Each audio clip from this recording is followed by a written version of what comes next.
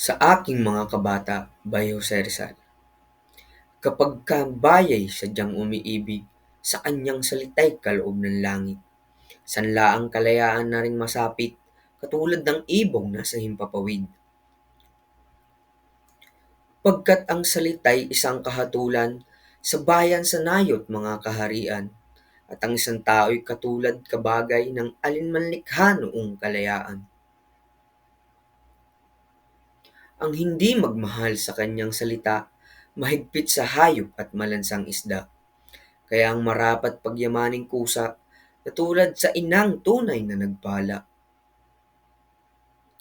Ang wikang Tagalog, tulad din sa Latin, sa Ingles, Kastila at salitang Anghel, sapagkat ang poong maalam tumingin ang siyang naggawad nagbigay sa atin.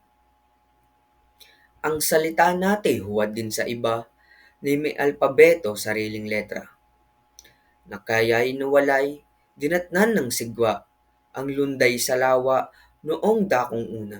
Salamat po.